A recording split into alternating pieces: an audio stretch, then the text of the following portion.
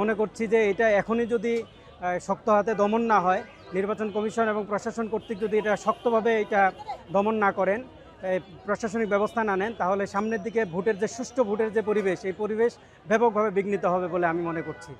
তো আমরা আমাদের এই বিক্ষোভ মিছিলের আজকে যে বিক্ষোভ মিছিলের পক্ষ থেকে আমরা আহ্বান জানাবো প্রশাসনকে এবং নির্বাচন কমিশনকে আহ্বান জানাবো, যাতে করে এই নির্বাচনী প্রচারণা যেন সুষ্ঠুভাবে পরিচালনার জন্য সবার জন্য লেভেল প্লেইং ফিল্ডটা তৈরি করা হয়।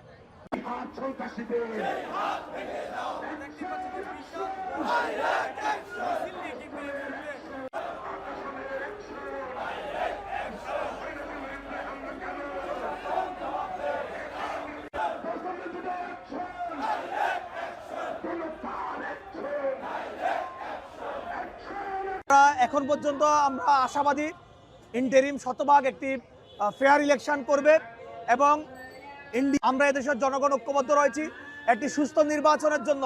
বাংলাদেশ জামায়াত ইসলামী 11 দলীয় জোটের নেতৃত্বে আমরা সিইসিকে এবং ইন্টারিমকে সার্বিক সহযোগিতা করব একটি গ্রহণযোগ্য নির্বাচন যাতে অনুষ্ঠিত হতে পারে। আমরা এখনো সংখ্যাবোধ করছি না। আমরা মনে করছি সিইসি যদি কঠোর হস্তে যদি সন্ত্রাসীদেরকে যদি দমন করতে পারে, অবৈধ অস্ত্রগুলো যদি উদ্ধার করতে পারে, লুণ্ঠিত অস্ত্রগুলো যদি উদ্ধার করতে পারে এবং সন্ত্রাসীদেরকে যদি গ্রেপ্তার করতে পারে, তাহলে এই বাংলাদেশে একটি সুন্দর নিরপেক্ষ এবং গ্রহণযোগ্য নির্বাচন আমরা আশা করি এবং নির্বাচন অনুষ্ঠান হওয়া সম্ভব।